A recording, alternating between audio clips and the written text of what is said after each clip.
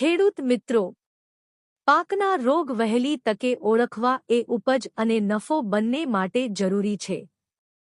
જો સમયસર પગલાં લેવાય તો નુકસાન ઓછું થાય છે.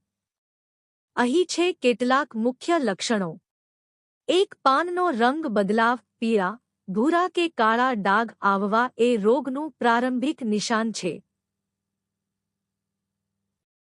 2. અસમાન વૃદ્ધિ, પાકનો કોઈ ભાગ ધીમો કે સુકાયો દેખાય.